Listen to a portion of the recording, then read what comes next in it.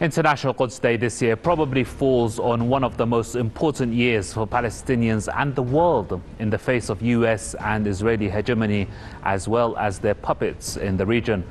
As Washington and Tel Aviv intensify their projects in West Asia, more people are losing their lives and the region seems to be going from one crisis to another. International Quds Day, since 1979, remains a global landmark event for people everywhere to voice their opposition against such actions at a time when there is a risk to do so.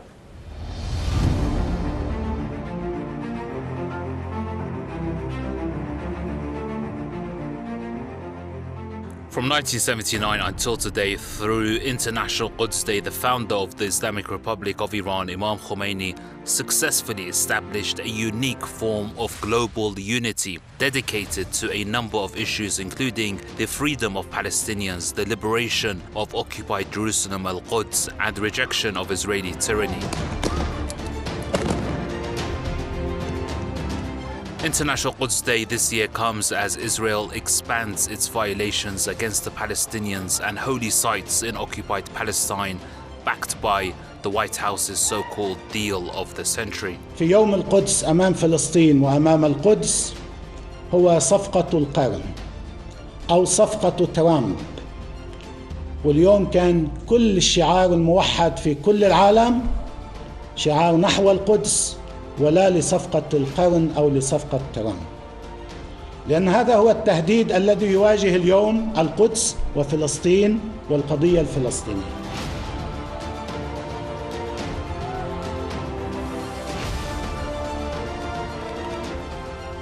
One country that faces almost daily airstrikes by Saudi Arabia and an all-out blockade that has led to the worst humanitarian crisis in the world is Yemen. Despite the almost daily bombardment of their country, every year the people of Yemen come out in remarkable numbers on International Quds Day to show solidarity with the Palestinians. وهذا الحضور نؤكد من خلاله للشعب الفلسطيني الذي يقول أن الأمة خذلته، نقول أن شعبنا اليمني لن يخذل القضية الفلسطينية ولن يخذل الشعب الفلسطيني ولن يخذل مقدساته، وسيكون حاضرا في كل المواجهات.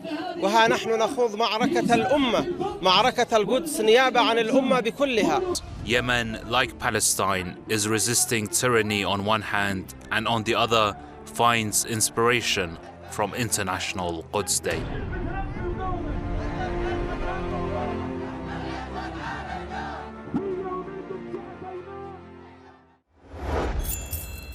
And here are the latest comments regarding International Quds Day on social media. We're starting with Ali Mirza, who says, "Now I am really hopeful for the independence of Palestine."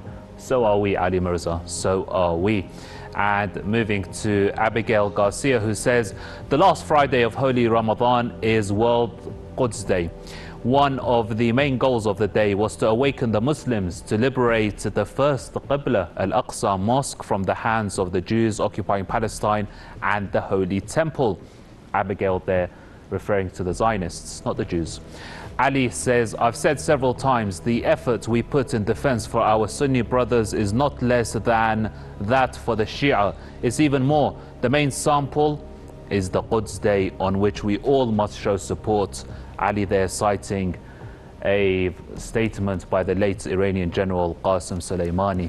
Milad says, "World Quds Day is a day to announce opposition of Islam with oppression and injustice of Zionists and their supporters."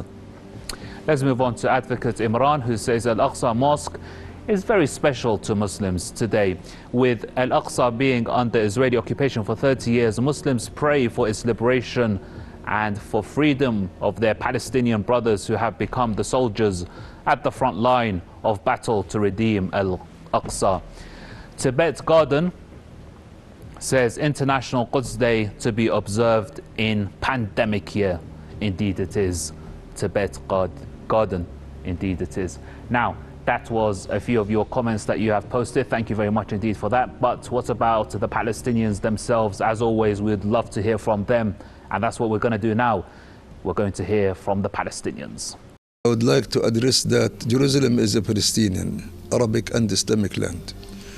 include other non-Islamic religions, but remarkably, it is an Islamic, it's a part of Islamic land, part of the Islamic world, and part of our Islamic holy places, holy mosques, Al-Aqsa, and also this is for the Muslim and the other church for the Christian, without any discrimination.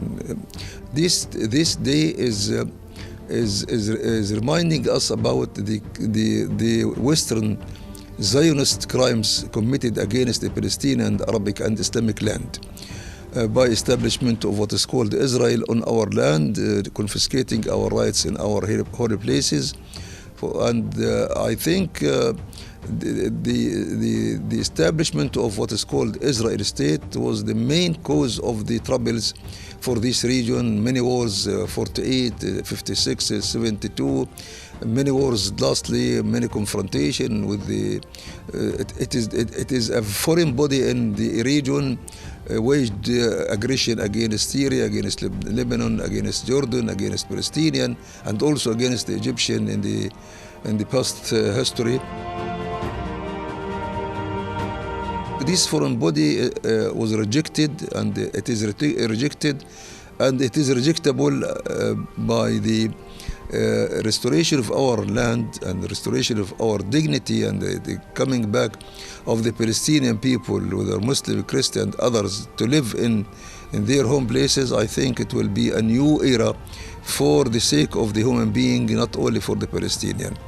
And for this reason, we are appreciating every country helping us to restore our land and to